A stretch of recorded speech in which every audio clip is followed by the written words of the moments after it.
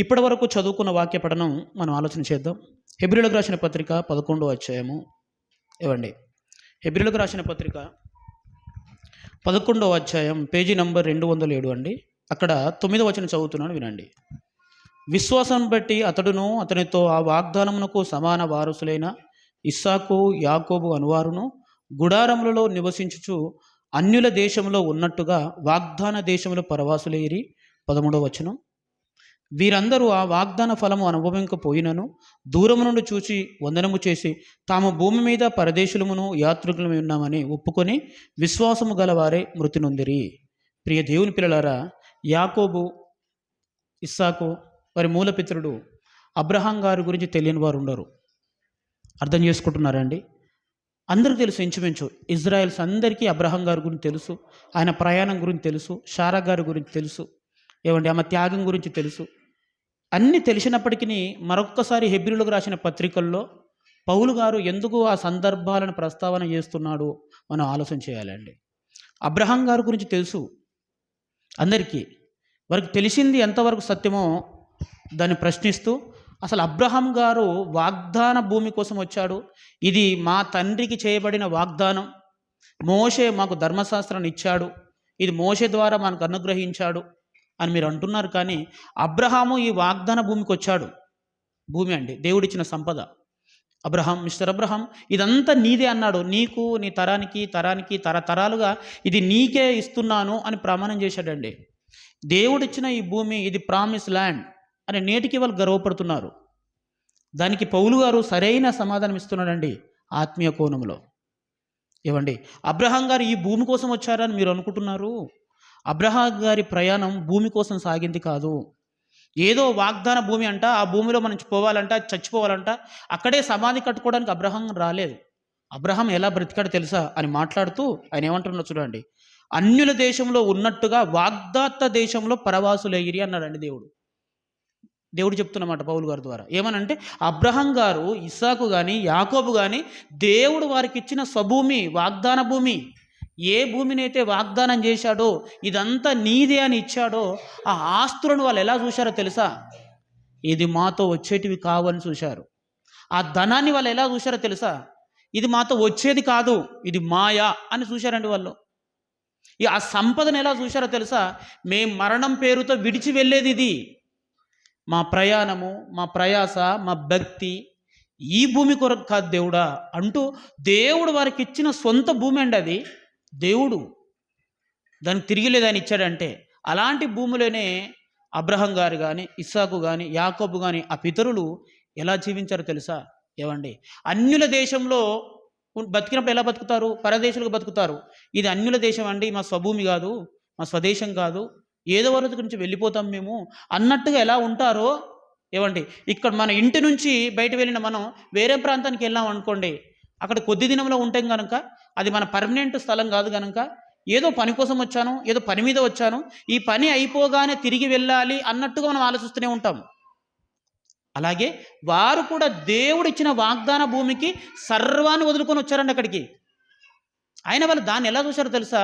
ఇది మాతో వచ్చేది కాదు అని అక్కడ వాళ్ళు పరదేశులుగా బ్రతికారు, అతిథులుగా బ్రతికారని వాక్యం చెప్తుందండి. 13వ వచనం కూడా అది చెప్తుంది. దేవుడు వారికి ఇచ్చిన ఆ వాగ్దాన భూమిని ఇచ్చిన దేవుడు ఒక్కసారి ఆశ్చర్యపడ్డాడు అనుకుంటా వారి విశ్వాసాన్ని, వారి భక్తిని చూసి. ఈరోజు దేవుని పేరిట, విశ్వాసం పేరిట ఇది జరిగితే బాగుండు, ఈ మేలైతే బాగుండు, సంపద సమకూరితే బాగుండు, ఈ సమస్య పోతే బాగుండు అని క్రైస్తవం ఆలోచిస్తుంది. కానీ క్రీస్తు బోధ, పరలోకానికి సంబంధించిన బోధ భూమి మీదకి ప్రత్యక్షంగా రాకమునిపే అబ్రహాం అనే మహనీయుడు, ఇస్సాకు, యాకోబు వారు ఎంత ముందు చూపుతో బ్రతికారో తెలుసా వాళ్ళు? ఇక్కడ ఈ భూమిపైన నేను పరదేశిని అనుకున్నాడండి. వాస్తవానికి అయితే అబ్రహాం గారి సొంత స్థలం వేరు, మళ్ళీ ఆయన తల్లిదండ్రులు ఉన్న స్థలం వేరు. అక్కడ ఆయనకు సొంత స్థలం ఉంది, భూమి ఉంది, పశువులు ఉన్నాయి, సంపద ఉంది. ఎప్పుడైతే దేవుని మాట అతను పిలిచిందో, దేవుని మాట పిలిచిందో అప్పటికి అర్థమైపోయింది. అంటే ఈ భూమిలో నా పితరులు, నాకుంటున్న ముందున్న నా తల్లిదండ్రులు ఉన్న ఈ ప్రాంతంలో నేను పరదేశిని అనుకుంటే న్యాయం ఉంది. ఎందుకంటే దేవుడు ఈ ప్రాంతం నుంచి నన్ను బయటికి రమ్మంటున్నాడు. కారణం ఏదైతే కాబట్టి నేను ఈ ప్రాంతం నుంచి వెళ్ళిపోవాలి, అనుకొని తనకున్నది ఖర్చు చేసే ప్రయత్నం చేశాడు, తనకున్నది వదిలేసే ప్రయత్నం చేశాడు, తనకున్నది అమ్ముకునే ప్రయత్నం చేశాడు. అంతా తీసుకుని వెళ్ళిపోలేడు కదా. ఎందుకయ్యా అబ్రహాం ఇలా చేస్తున్నారంటే, నేను ఈ ప్రాంతాన్ని విడిచి వెళ్ళిపోతున్నాను కాబట్టి అక్కడ ఆ వెళ్ళిపోయే ఆ రోజు వచ్చేంత వరకు ఒక పరదేశిగా బ్రతికాడు అంటే అర్థం ఉంది. ఎందుకంటే దేవుడు చూపించిన వాగ్దాన భూమికి చేరాలి కాబట్టి. దేవుని వాగ్దాన భూమికి వచ్చిన తర్వాత కూడా అలాగే బ్రతుకుతున్నాడు. ఇప్పుడేంటి ఇలా బ్రతుకుతున్నావు మరలా? ఏవండి, ఆ ప్రాంతం నుంచి ఈ ప్రాంతానికి రావడానికి ఆ ప్రాంతంలో మీరు పరదేశిగా బ్రతికారు అంటే అర్థం ఉంది. ఎందుకంటే అక్కడి నుంచి మీరు ఇక్కడికి రావాలి కదా. ఇక్కడికి వచ్చిన తర్వాత దేవుడు మీకు ఇస్తున్న భూమి, ఇది నీ సొంత భూమి, మీ పితరుల భూమి. ఏమండి, ఇక్కడ మీరు స్థిరపడాలి కదా. యాకోబు, ఇస్సాకు ఇక్కడ కూడా అలాగే బ్రతుకుతున్నారేంటి అని అంటే, వారిలో ఉన్న విశ్వాసాన్ని పౌలు గారు పసిగట్టారండి. అర్థమవుతుందా లేదా? మేము పునాదులు గల ఆ పట్టణం కొరకు ఎదురు చూస్తున్నాము.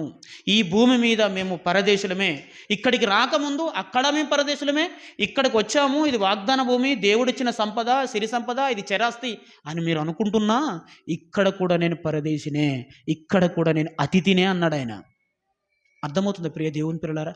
వారు లోకంలో ఒక విశ్వాసి ఎలా అతిథిగా బ్రతకాలో, పరదేశిగా బ్రతకాలో నేర్పిస్తున్నారు. ఏవండి, అర్థమవుతుందా లేదా? కానీ మనం సంఘంలో అతిథులం కాదండి. లోకంలో అతిథులమేమో, ఈ లోకానికి పరదేశులమేమో, కానీ సంఘంలో మనం పరదేశులం కాదు. క్రీస్తు రక్తం చేత ఏర్పడిన ఈ సంఘంలో క్రైస్తవుడుగా నువ్వు బాధ్యత పరుడుగా ఉండాలి. ఇక్కడ నువ్వు పరదేశిగా ఉండకూడదు, అతిథిగా పాత్ర ఉండకూడదు. అది మంచిది కాదు. ఏవండి, ఇస్సాకు, ఏవండి యాకోబు, వారి పితరుడు అబ్రహాం గారు లోకముల అతిథులు, విశ్వాసంలో అతిథులు కాదు. దేవుని పనిలో అతిథులు కాదు. వాళ్ళు లోకంలో సంపద విషయంలో అతిథులు. ఎంతున్న చిన్న ఇది విడిచి వెళ్ళేదిరా అని చెప్పుకున్నారు వాళ్ళ తరాలకు. ఇది మాయబిడ్డ, ఇది మనతో వచ్చేది కాదు. మన దేవుడు శాశ్వతుడు. అది ఆయనను చేరుకోవడం మన విశ్వాసం, ఆయనను కలిగి ఉండడం మన విశ్వాసం. ఆయనను కలిగి ఉంటున్నాం. ఈ ఆర్థికపరమైన సమస్యలైనా, అనారోగ్యపరమైన సమస్యలైనా ఆయన విడిపించడానికి సమర్థుడు అని వారి విశ్వాసం అండి. అందుకే దేవుడు వారికి ఎన్ని సిరి సంపదలు ఇచ్చినా వాటిని రెండోదిగానే చూశారండి. వాళ్ళు రెండోదిగానే చూశారు. ఎందుకు మిస్టర్ అబ్రహాం అంటే, నేను ఇక్కడ పరదేశిని. దేవుడు ఇచ్చిన భూమి అయ్యా ఇది, దేవుడిచ్చిన భూమి. ఆయన మాట నేను వక్రీకరణ చేస్తున్నావా? నీకు అంతే అర్థమైంది. నా దేవుడు పునాదులు గల పట్టణం స్థాపించబోతున్నాడు, అది నాకు కావాలి. చూసారా వాళ్ళ కంటెంట్ చూడండి ప్రియ దేవుని పిల్లలారా. అంటే వాళ్ళ భూమి మీద ఒక విశ్వాసిగా నీవు, కొత్త నిబంధనకు చెందిన నీవు, క్రీస్తు బోధకు చెందిన నీవు ఎలా బ్రతకాలో ప్రాక్టికల్గా 1000 సంవత్సరాల క్రితమే నిరూపించారండి వాళ్ళు. దాన్ని పౌలు గారు మరొక్కసారి ఎబ్రీయులకు హెచ్చరిస్తున్నాడు, కొత్త నిబంధన సంఘానికి హెచ్చరిస్తున్నాడు. అంటే నువ్వు లోకముల పరదేశి సుమా, క్రీస్తు పిలుపు ద్వారా, సువార్త ద్వారా సంఘంలో చేర్చబడిన నీవు దేవుని పనులకు అతిథివి కాదు. నువ్వు బాధ్యత పరుడుగా ఉండాలి సంఘంలో. మనం అందరం. అర్థమవుతుందా లేదా? ఏమండి, ఇంకొక మాట చూపించి ముందుకెళ్తాను. తీతుకు రాసిన పత్రిక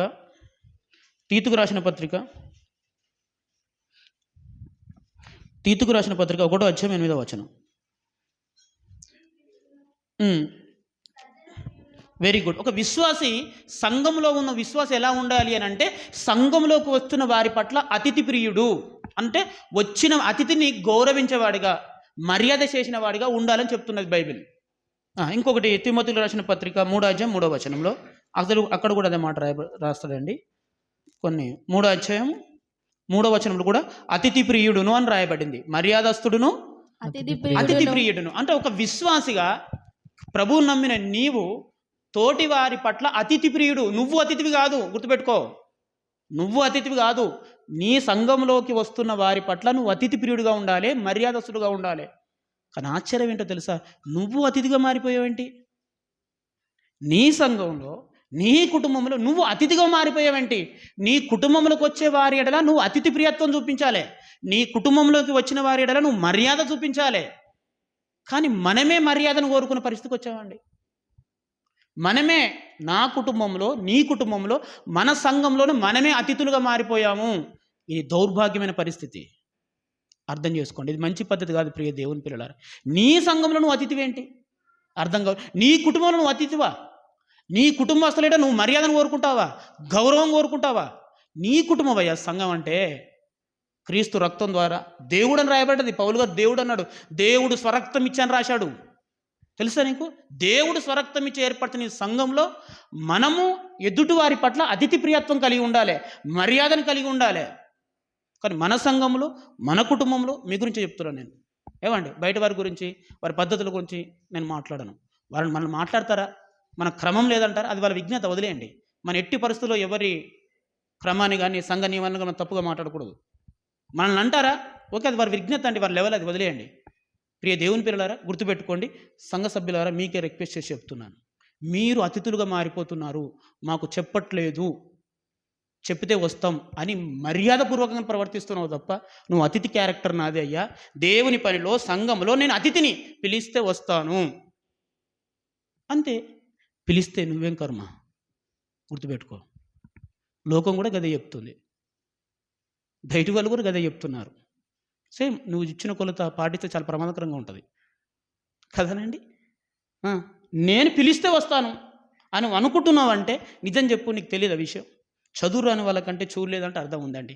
నిజంగా వాళ్ళు చూడరు. దాన్ని పెట్టింది నీకు తెలుసు, నీ చెవున వాడతా పడ్డది, మరి తెలియదని ఎలా అనుకుంటున్నావు?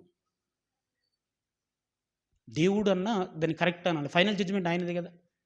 ఏమండి, జ్ఞాపకం పెట్టుకుని ప్రియ దేవుని పిల్లల సంఘ సభ్యులారా, మీ అందరూ రిక్వెస్ట్ చెప్తున్నాను. ఇది ఒక కుటుంబం అనుకుంటే సంఘములకు బాధ్యత ఉంది. ఇది మన కుటుంబం, మనం అతిథి ప్రియత్వం కోరుకునే వారిగా ఉండాలి. మనం అతిథులం కాదు ఈ సంఘానికి, ఇది మనది. మనం జరిగించాలి. ఇతరులను ఆహ్వానించి వాళ్ళకు మర్యాద చేయడం వేరు, మనలోనే మనకు మర్యాద కూడా కొట్టుకొస్తున్నాం, మనలోనే మనకు గుర్తింపు కొరకు కొట్టుకొస్తున్నాం, మనలోనే మన గ్రూప్ ఈజాన్ని మెయింటైన్ చేస్తున్నాం. ఇది మంచిది కాదు. ముమ్మాటికి ఇది విచ్ఛిన్నానికి కారణం అవుతుంది. గుర్తుపెట్టుకోండి ప్రియ దేవుని పిల్లలారా, అర్థమవుతుందా? నేను, నా కుటుంబం, అది నా సంఘం. మిగిలిన సంఘాలని దేవుడివే, నేను కాదనట్లేదే. కేవలం నువ్వు వెళుతున్న సంఘం, నువ్వు వాక్యం వింటున్న సంఘం, నువ్వు పోతున్న సంఘం ఉంది కదా, అక్కడ కూడా నువ్వు అతిథివి అయితే ఇంకెక్కడ నువ్వు స్థిరపడేది? నా పదాలు అంతమందికి, చాలామందికి అంత ఈజీగా అర్థం కావు, దానికి చాలా ఉండాలి మరి విషయం. కాబట్టి జ్ఞాపకం చేసుకోండి ప్రియ దేవుని పిల్లలారా, ఇది మంచిది కాదు. అమ్మ, అర్థమవుతుందా? ఇది ముమ్మాటికి మంచిది కాదు అని మిమ్మల్ని అందరూ రిక్వెస్ట్ చేస్తున్నాను నేను కదండి. దేవునికి మనం ప్రార్థన చేసుకుంటామండి చివరిలో, పరమ తండ్రి ప్రేమ, ఇంకా యేసుక్రీస్తు వారి కృప, ఇంకా పరిశుద్ధాత్మ అన్యోన్య సహవాసం సదాకాలం మీకు తోడైయుండును గాక. ఆయన మాత్రం నీకు సదాకాలం తోడుగా ఉండాలని కోరుకుంటావు. నువ్వు మాత్రం ఆయన పనికి అతిథివి, గుర్తుపెట్టుకో. ఇది మంచి విషయం కాదు, ఈ బ్లెస్సింగ్ నీకు వర్తించదు. ఏమండి, ఆయన పనికి నువ్వు అతిథివి. పిలవాలి, బతిమిలాడాలి, ఇంటి వరకు రావాలి, దండం పెట్టాలి, రిక్వెస్ట్ చేయాలి. అది నీ విశ్వాసం. ఎప్పుడు అది మృతమైపోయి చాలా రోజులు అవుతుంది. గుర్తుపెట్టుకో, అది మృతమై చాలా రోజులు అవుతుందయ్యా. నిజంగా నీ క్యారెక్టర్ కరెక్టే, అర్థం కావట్లేదు కానీ మాకు, అది మృతమై చాలా దినాలు అవుతుంది. నువ్వు అతిథిగా మారిపోయావు. పిలిస్తే ఏమండి, నాకేంటి అన్నాడు కారుకు వచ్చేసిందండి. ఇప్పుడు సువార్త నాకేంటి అన్న కాడికి వచ్చింది. ఇప్పుడు దేవుడి పని అది, మన సంఘం చేస్తుంది. బయట వాళ్ళ సంఘాలు చేస్తున్న గురించి మాట్లాడతలేను, అడిగి వెళుతావా లేదా నీ వ్యక్తిగత నిర్ణయం. మన సంఘం, మన కుటుంబం చేస్తున్న పని అయ్యా ఇది. మనమంతా గ్యాదర్ అయ్యి, నా కుటుంబం, నా సంఘం, నేను వెళుతున్న సంఘం అని బాధ్యత పరులుగా మనం ఉండాలి. కానీ అతిథి పరులుగా మారిపోయామేంటండి? లోకముల అతిథివి నువ్వు. ఈ లోకంలో నువ్వు ఎంతున్న అతిథివే. ఎందుకంటే ఒకనాడు వెళ్ళాలన్నా, కరెక్టే కదా. ఇది ఒకనాడు వెళ్ళేది కాదయ్యా, ఇది వెళ్ళేది కాదు. మన ఆనవాళ్ళు ఉండిపోవాలి మనం వెళ్ళిన ఇక్కడికి వెళ్ళి. మన తరాలు ఉండాలి సంఘంలో, తరాలు ఇక్కడ ఉండాలి. అర్థమవుతుందా మీకు? ఇవ్వండి ప్రియ దేవుని పిల్లల జ్ఞాపకం పెట్టుకు, సంఘములో చాలామంది అతిథి ప్రియులుగా ఉండాలని ప్రభువు చెప్పాడు, కానీ మేమే అతిథులము అన్నట్టుగా అయిపోయారండి. ఇది మంచి పద్ధతి కాదు, ఇది ముమ్మాటికి మంచి పద్ధతి కాదండి. అర్థం చేసుకుంటున్నారా? ఏమండి, సంఘంలో ఏం జరుగుతుంది, బయట ఏం జరుగుతుంది, విశ్వాస జీవితంలో ఏం జరుగుతుంది, క్రైస్తవం గురించి ఏం జరుగుతుంది, లోకం తీరు ఎక్కడికి పోతుందో మళ్ళీ నీకు వివరించి చెప్పాలా? నీకు అర్థం కావట్లేదు. నీ కళ్ళతో చూస్తున్నావు కదా, లైవ్ ఎగ్జాంపుల్, సంఘంలో ఏం జరుగుతుంది, ఎలా ఉన్నారు మనుషులంతా అని. అయినా నీకు చెప్పాల్సి వస్తుందా? ఇంకేం చెప్పాలి చెప్పండి? ఇంత కళ్ళకు మబ్బు కప్పితే ఇంకేం చేయలేమండి. మళ్ళీ కైండ్లీ రిక్వెస్ట్ సంఘ సభ్యులకు చెప్తున్నాను, నా దగ్గర ఏ విషయం ప్రస్తావన చేయకండి దయచేసి. చెప్పాలా? నీకు తెలియట్లా చూస్తే చేయకండి. ఒకవేళ ఏదైనా చెప్పుదామని ప్రయత్నం చేసే లోపే ఒక్క వాక్యం బయటికి వెళ్తలేదండి. బయటికి వెళ్ళేసరికి దానికి ఎడిటింగ్ జరిగిపోయి వైరల్ అయిపోతున్నాయి. అరే, ఇంత దారుణం ఉందా నా భాషలని నాకే సిగ్గు అనిపిస్తుంది. నేను మాట్లాడిన భాషలో ఇన్ని అర్థాలు ఉన్నాయా?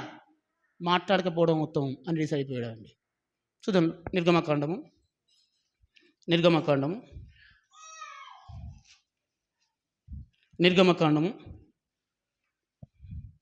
14వ అధ్యాయము. నిర్గమకాండము 14వ అధ్యాయం 13వ వచనం. అందుకు మోషే, భయపడకుడి, యెహోవా మీకు నేడు రక్షణ చేయు రక్షణను మీరు ఊరక నిలుచుచుండి చూడుడి. చూసా, దేవుడు చెప్పిన ఫస్ట్ వర్డ్ అండి, చాలా బాగుంది అది. టెన్షన్ ఏం తీసుకోకు, ఊరక నిలుచుండి చూడన్నాడు. ప్రభువు అక్కడ ఊరక నిలుచుండి నిదానంగా ఉండే సందర్భం కాదు అది. అవును, ఎందుకంటే వెనక సైన్యం ఉంది, ఇజ్రాయెల్స్ వెనక సైన్యం ఉంది. వాడు వస్తున్నవాడు కోపంతో వస్తున్నాడు, మృత్యువుని తీసుకొని వస్తున్నాడు. ముందు కూడా మరణం ఉంది, చచ్చిపోతాం. ఎర్ర సముద్రం మామూలుది కాదు అది, ముంచేస్తుంది, చంపేస్తుంది. మరి ఎలా అన్నప్పుడు అలాంటి క్లిష్టమైన పరిస్థితుల్లో దేవుడు మోసకు చెప్పిన మాట సైలెన్స్ ప్లీజ్ అన్నాడు. ఊరక నిలిచి చూడు, నడిపించువాడు నేనే అన్నాడు. ఈ వాక్యం మనం రాసుకోవాలి ఈ 2026లో. ఊరక నిలిచి చూడమేనండి, ఇంకా ఏం అనలేం. ఏదైనా అన్నామా అబ్బా దాని అర్థాలు మాడిపోయి పేడద్దాలు వచ్చేసి ఒక్కడి వలన చాలామంది డిస్టర్బ్ అయ్యే రోజులు వచ్చేసాయి. ఒక్కడు చేస్తే 10 మంది బాగుపడతాడు అని లేఖనం చెప్పింది. ఆ క్రీస్తు ఒక్కరు, మనంతా బాగుపడ్డాం కదా, బాగుపడాలనుకుంటున్నాం కదా. అలాగే ఒక్కరి వలన నీకు అర్థం కానంత మాత్రాన, నీకు తెలియనంత మాత్రాన నీ ఒక్కరి అభ్యంతరం ఇంతమందిని డిస్టర్బ్ చేస్తుందా? కాబట్టి ఇప్పుడు ఏం చేద్దామంటే ఊరక సైలెంట్ ఉండి చూడడమేనండి. సంఘం దేవుడిది, దీని నాయకుడు దేవుడు. ఆయన రక్తమిచ్చి నిర్మించింది, ఆయన మనల్ని నడిపిస్తాడు.